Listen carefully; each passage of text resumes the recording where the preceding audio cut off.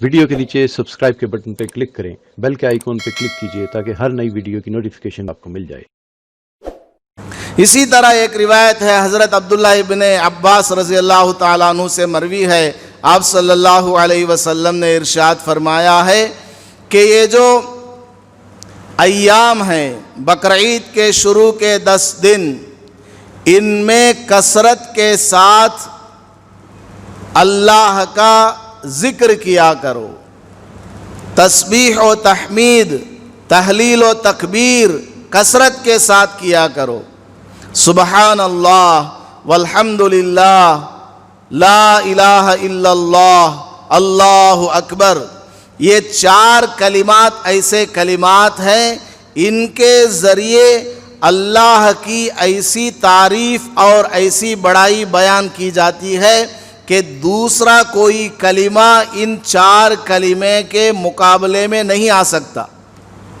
یہ 4 کلمے زبان پر نہایت آسان، پڑھنے میں زیادہ وقت بھی نہیں لگتا، ہر چھوٹا بڑا عالم غیر عالم، مرد ہو عورت ہو، چلتے پھرتے اٹھتے بیٹھتے، پاکی اور ناپاکی کے ایام میں بھی جیسے عورتوں کو ہو جاتا ہے وہ پڑھ سکتی ہیں۔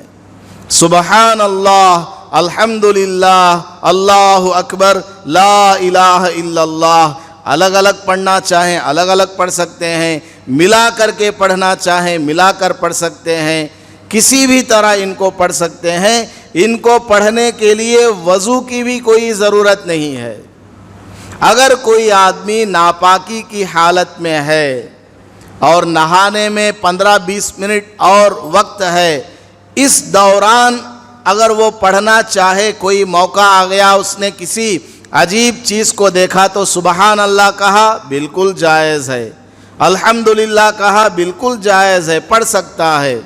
اور جو عورتیں ناپاکی کے ایام میں ہوتی ہیں وہ بھی اس کو پڑھ سکتی ہیں، اس میں کوئی حرج کی بات نہیں ہے۔ آپ صلی اللہ علیہ وسلم نے فرمایا کہ ان دنوں میں زیادہ ان کلمات کو پڑھا کرو، ان کلمات کا ورد ہونا چاہیے۔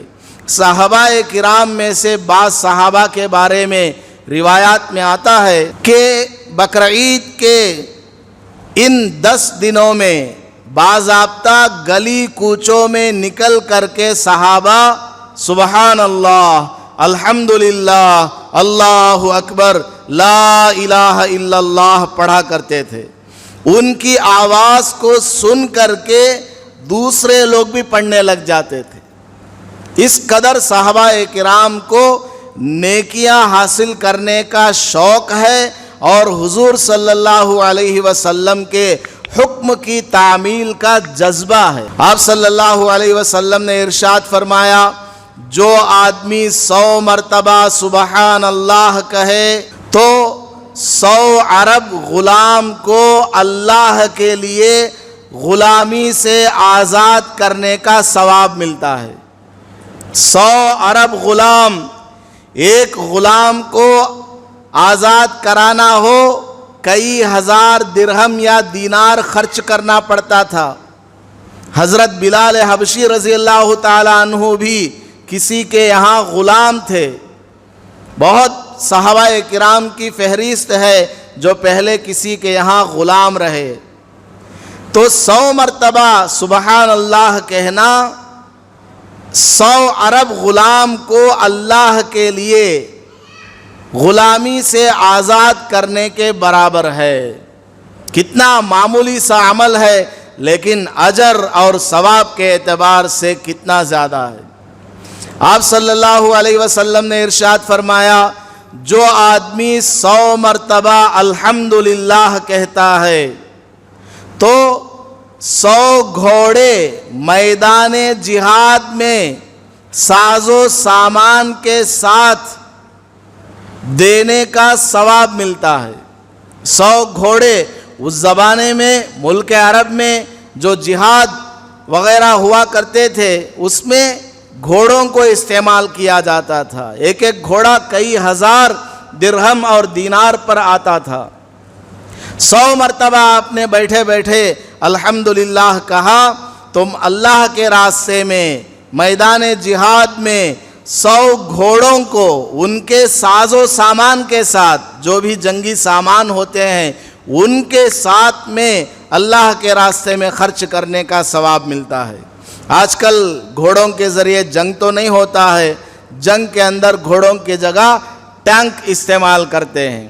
ٹینک بہت بڑی ٹینک جو جس کے پہیے بھی لوہے کے ہوتے ہیں، چین ہوتا ہے، اس کے اندر 10-12 آدمی چھپ سکتے ہیں۔ باہر سے بم ڈالو، میزائل ڈالو، اس ٹینک کو کچھ نہیں ہوتا، وہ پانی کے اندر بھی وہ ٹینک چلا جاتا ہے۔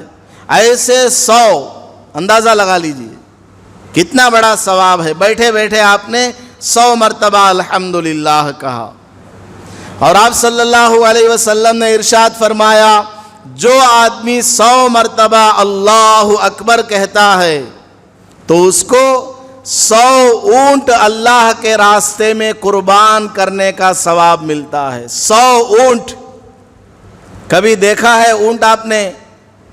پوری زندگی میں 2 بار 4 بار دیکھا ہوگا، ہے کہ نہیں؟ محلے میں اگر کوئی بڑا آدمی، مالدار آدمی بقرعید کے موسم میں اونٹ لے کر کے آ جاتا ہے قربانی میں پیش کرنے کے لیے، اس محلے کے علاوہ پورے شہر میں جتنے محلے ہیں سب کے بچے آ جاتے ہیں اونٹ کو دیکھنے کے لیے۔ تو اتنا بڑا جانور اور ایسے 100 اللہ کے راستے میں قربان کرنے کا ثواب ملتا ہے 100 مرتبہ اللہ اکبر پڑھنے سے۔ کہیں کوئی آدمی یہ نہ سمجھ لے حضرت مفتی صاحب بیان میں بولے ہی 100 مرتبہ اللہ اکبر کہیں گے تو 100 اونٹ قربانی کرنے کے برابر ہے، لہٰذا مجھے پوری زندگی قربانی کرنے کی ضرورت نہیں ہے، قربانی ہو گئی 100 بار پڑھ لو اللہ اکبر۔ نہیں، وہ ایک ایکسٹرا ثواب ہے، وہ ایک اضافی اللہ تبارک و تعالیٰ کی طرف سے اعزاز اور انعام ہے کہ 100 مرتبہ تم نے اللہ اکبر کہا تو 100 اونٹ قربان کرنے کا ایک نفلی ثواب آپ کو دیا جاتا ہے۔ آپ کے سر پر جو قربانی واجب ہے وہ ادا نہیں ہوتی، اس کو تو آپ کو کرنا ہی ہے۔ اسی طرح آپ صلی اللہ علیہ وسلم نے ارشاد فرمایا جو بندہ 100 مرتبہ لا الہ الا اللہ کہتا ہے تو زمین اور آسمان کے درمیان جو خالی جگہ ہے اس خالی جگہ کو اللہ تعالی نیکیوں سے بھر دیتا ہے۔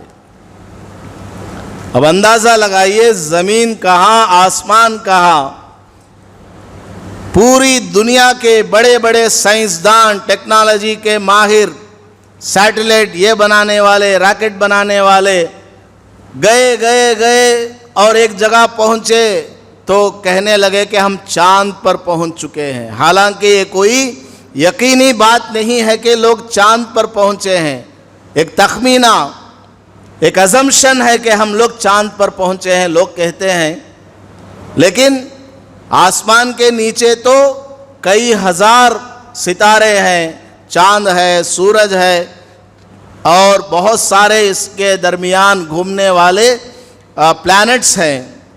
تو آسمان تو بہت بلندی پر ہے، آدمی تو وہاں تک پہنچ ہی نہیں سکتا۔ آپ نے 100 مرتبہ بیٹھے بیٹھے لا الہ الا اللہ کہا تو زمین اور آسمان کے درمیان جو خالی جگہ ہے اس پوری خالی جگہ کو اللہ پاک نیکیوں سے بھر دیتا ہے۔ کتنا معمولی سا عمل ہے، یہ تو عام دنوں کی بات ہے، عام دنوں کی بات ہے کہ اتنا ثواب ہے، اور یہی عمل ہم نے اگر بقرعید کے ان 10 دنوں میں کر لیا پھر کیا ہی کہنا ہے، اور اس ثواب کے اندر کتنا اضافہ ہو جائے گا، اس عمل سے اللہ پاک کتنا زیادہ خوش ہو جائے گا، اس کا میں اور آپ اندازہ نہیں لگا سکتے، مرنے کے بعد ہی ہمیں پتہ چلے گا۔ ویڈیو کے نیچے سبسکرائب کے بٹن پہ کلک کریں، بیل کے آئیکن پہ کلک کیجئے تاکہ ہر نئی ویڈیو کی نوٹیفیکیشن آپ کو مل جائے۔